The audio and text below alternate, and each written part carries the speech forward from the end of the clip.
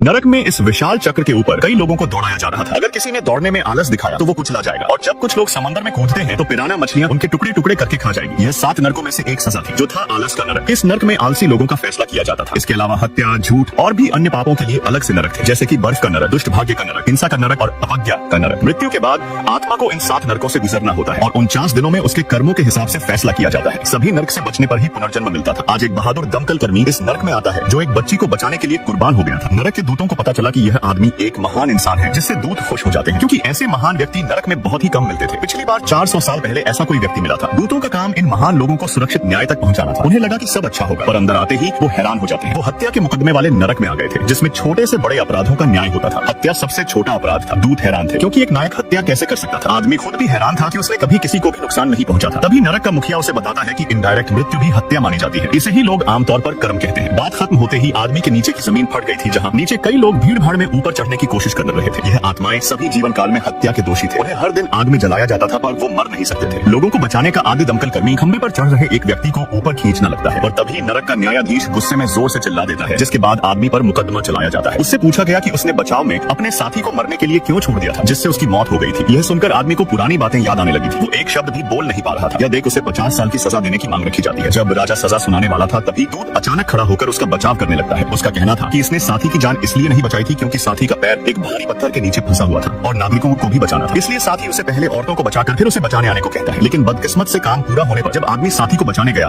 तभी अचानक पूरी इमारत ढह गई थी और साथी मलबे में दबकर मारा जा चुका था। भले ही साथी शहीद हो गया, पर इस बीच उसने 8 लोगों की जान बचा ली थी, वो भी तब जब साथी उसका सीनियर था। इसलिए आदमी को उसका ऑनर मानना पड़ा था। अंत में नरक का राजा तोल मोलकर फैसला सुनाते हैं। आदमी पर लगे हत्या के आरोपों से उसे बरी कर दिया गया था। फिर वो नदी पार करके अगले नरक में बढ़ते हैं, जो था आलसियों के आलस का नरक, जिसका न्यायाधीश आदमी के लाभ हानि को तोड़कर मुकदमा चलाया जाता है। जब न्यायाधीश आदमी के कर्मों को देखते हैं तो वो चौंक जाती है। वो खड़ी होकर अचानक उससे पूछती है कि तुम हर दिन इतने सारे काम कैसे करते हो। आदमी सीधा ही बोल पड़ा था कि वो पैसों के लिए ये सारे काम करता था। उसे नहीं पता था कि नरक में पैसा बेकार है, और राजा को इससे सबसे ज्यादा नफरत थी। राजा को लगा कि इस व्यक्ति पर दया दिखाना व्यर्थ होगा। फिर अनुमति मिलते ही उसके बेड़े का बंधन खोल दिया जाता है, जहाँ झरने के नीचे एक विशाल चक्र था, जिस पर जीवन में आलस करने वाले लोगों को दौड़ाया जा रहा था। थोड़ी सी भी सुस्ती उनको कुचल सकती थी, और पानी में भागने पर भी मछलियां उन्हें खा जाती थी। यह देखकर कि आदमी सीधा झरने की ओर जा रहा था, तभी दूध कूदकर बांस का बेड़ा पकड़ लेता है और राजा से दोबारा जांच करने की विनती करता है। राजा को पता चला कि आदमी अपने परिवार को पालने के लिए दिन रात अलग अलग काम किया करता था। वो इतनी मेहनत से पैसे कमाता था ताकि अपनी बीमार माँ और पढ़ाई करने वाले भाई के लिए अपनी जिम्मेदारी निभा सके। उसके लिए पैसों के बिना कुछ भी संभव नहीं था। वो पैसों का लालची नहीं, बल्कि उनका गुलाम बन चुका था। परिवार के लिए पैसे कमाना कोई गलत तो नहीं है। यह सुनकर नरक का राजा आदमी को निर्दोष घोषित कर देता है, जिसके बाद दूत उसे झूठ बोलने वाले नरक के रास्ते पर लेकर चल पड़ते हैं। नरक का यमदूत इंसानों की दुनिया में एक बुरी आत्मा को पकड़ने एक घर में आ पहुंचा था। बुरी आत्मा अभी यमलोक नहीं जाना चाहती थी,